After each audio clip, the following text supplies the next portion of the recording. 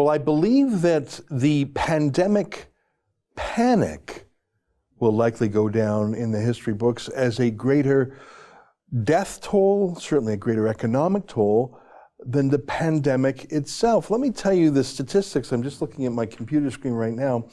In the province of Saskatchewan, about 1.1 million souls, right now there are 7 people in hospital in the entire province of Saskatchewan, and no one's in intensive care. Now, I regret to report that 4 people have passed away in the entire province since the pandemic started. But you've got 7 people in hospital, period. The numbers for Alberta, which has about 4 times the population, are similarly low. I'm looking at the Alberta website right now. The number of people hospitalized ever, including those who have been released, is 115. The number who ever set foot in an ICU, intensive care unit, 35. And I don't wish to downplay any death. One death is, of course, a tragedy for the families involved, but far from a World War Z zombie-like apocalypse that would kill millions, which the media certainly feasted on and certainly we discussed ourselves. There have been 48 deaths in the province of Alberta, and again, each one is a trauma for the family, but it's not the pandemic that was promised by the public health authorities, and thank God for that.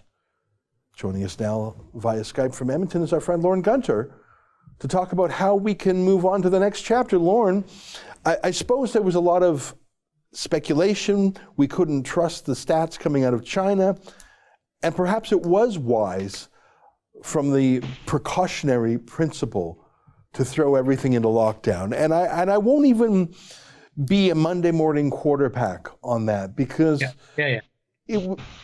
because the risk of doing nothing seems so high. But now we know a little bit more. It seems to me, Lorne, that we should focus on getting back to work, at least for the 90% of the population that's not genuinely at risk. Yeah, and I agree with that. I mean, I don't think it was as bad. It has the potential to go sideways in a hurry.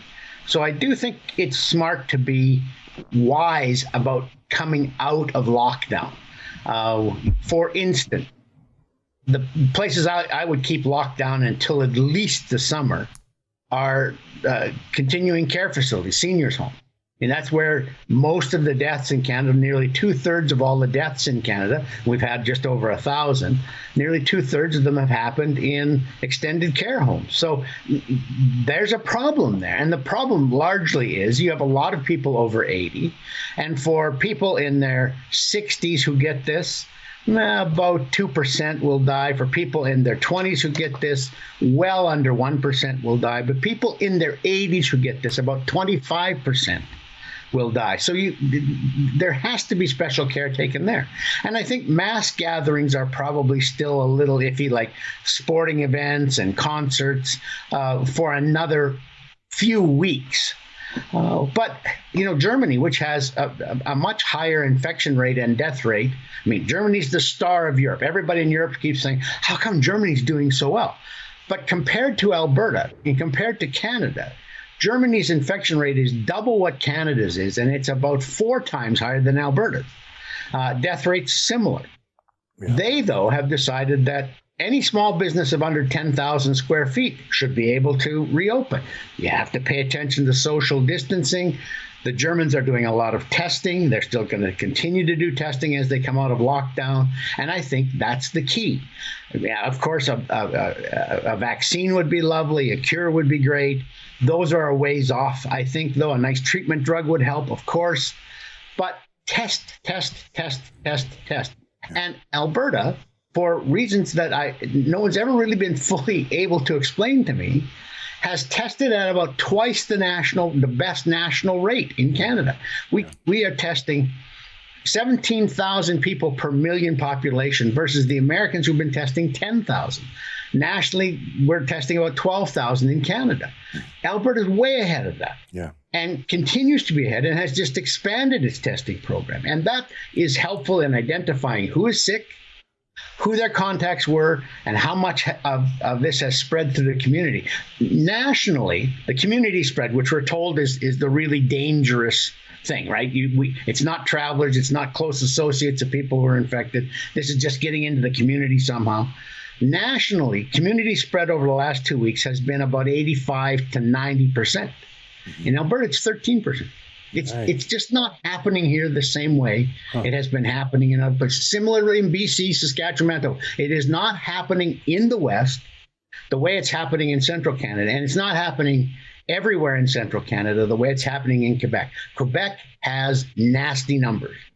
Not Italy nasty, not Spain nasty, not France nasty, but it's got bad numbers. Over half of all the infections in Canada have been in Quebec. And somewhere around not quite half of all the deaths. And they're only 22% of the population. So, but my point in a column that appeared nationally on Wednesday was, because of these differences in infection and death rates, the provinces shouldn't all have to wait the same amount of time to start coming out of lockdown. BC's ahead of Alberta in terms of dealing with the flattening of the curve. BC should be able to start coming out as soon as they would like to. Alberta's doing well. Manitoba, Saskatchewan are doing well. The Atlantic provinces are not as bad as Quebec. So I think it has to be left to individual premiers and public health officials in each province, not to the federal government, to decide when we start to come out. Why should BC be punished by staying on lockdown for extra weeks when the problem's in Quebec? Right? Ontario, as I said earlier, will sometime this week, it may already have happened. I haven't had a chance to look at their numbers this morning, but Ontario will be at the point where they have more people who've recovered than are actively sick. So that's a very important factor. Alberta reached that tipping point 10 or 11 days ago. BC reached it about 15 days ago. That's a really important point, where you don't have as many people who are sick as you have who've recovered. And that's a real key to turning the curve. That's an excerpt from my daily show, The Ezra Levant Show. Every day I do a monologue on the news of the day, then I interview an interesting guest, and then I read my hate mail. You gotta subscribe. Go to rebelnews.com.